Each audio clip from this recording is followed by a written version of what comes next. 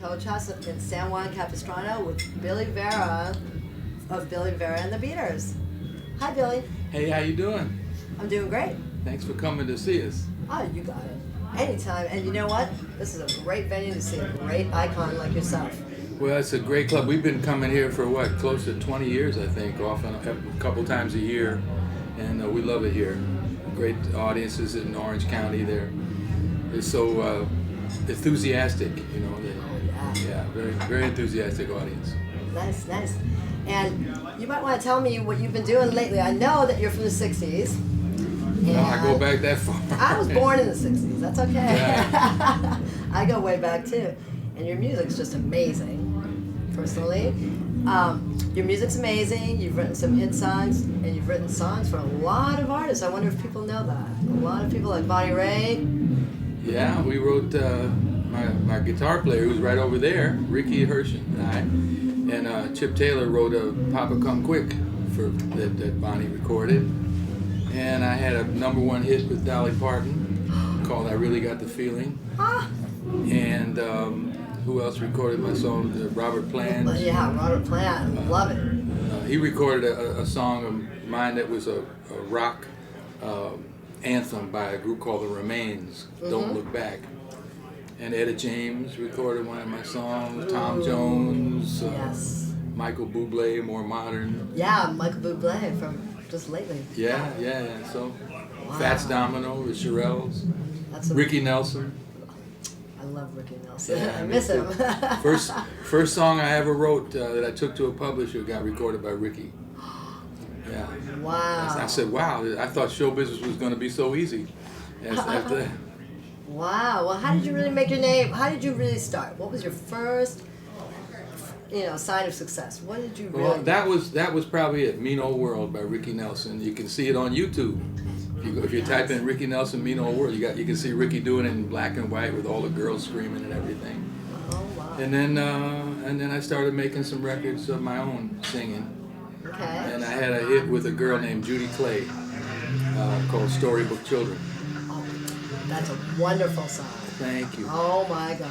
It's on a new CD called The Billy Vera Story, which starts with Storybook Children and goes right through the 60s and 70s and 80s and into the 90s. So it's sort of a little career overview. Awesome. That's awesome. And then I understand that you also became quite an actor. Well, did a few things. I was in a movie called Buckaroo Banzai, which was sort of a cult movie. And I was in The Doors. I was in that movie. Were you? What'd you So play? I was, just like a groupie. Yeah. We filmed at the Whiskey one day, and a couple of different secret places. They had even bussed us to those places. I was young back then. Yeah. So I did a bunch of the TV movies and sitcoms and playing Thug of the Week on, cop shows. Oh, that's so cool. Yeah. How fun. Yeah. And something happened in one of your songs. Can you tell me that? I guess you had a song that you've written, and it was number 79, I believe, in the top 100 Billboard, on the Billboard charts. Yeah, this song had, we'd had a little bit of a hit record called I Can Take Care of Myself. And the follow-up came out, and the head of promotion of the company quit. And so the song only rose to about number 79 or so. And the company went out of business after that. And 5 years later, I get a phone call. This guy called me up in the middle of the afternoon and said, listen, I produce a show called Family Ties. And we heard you do a song in the club the other night, and we thought we'd like to use it on our show. And I said, okay, yeah, go ahead. I got a bag full of mail from NBC, and I tried to go to different record companies and say, hey, listen, people like this song. They want me. No, don't care. We don't care. You're done. Your career's over. So then I was talking to a friend of mine, Richard Foos, who owned a record company called Rhino Records. And I told him the story, and I said, Richard, how many records do you need to sell to break even? He said, well, we have a low overhead. He said, we could probably break even on 2,000. I said, well, what if I guarantee you 2,000 sales? He said, sure, why not? I got nothing better to do. And so we put out an album and a single, and they used the song again on Family Ties when the girl breaks up with Michael J. Fox. Nice. And then America went nuts and they started calling radio stations and the song went to #1 called At This Moment. That song that was 79 once went to #1. That's right. Amazing. And how many years apart was that? 5. 5 years apart. That's amazing. Yeah. You did awesome.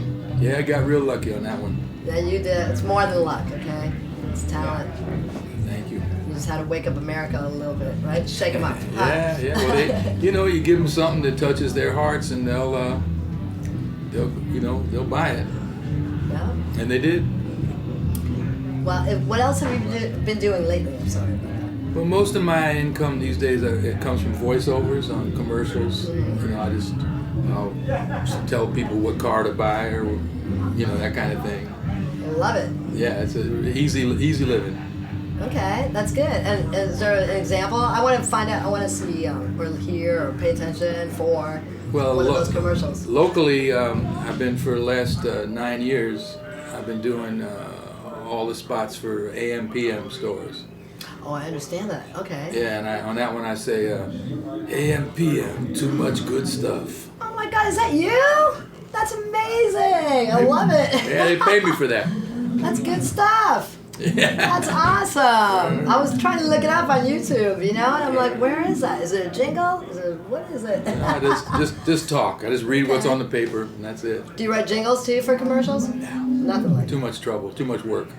Wow, I love the lazy world, huh? Yeah. With the voiceovers, I just got to go in and read what's on the paper and go home. That's nice.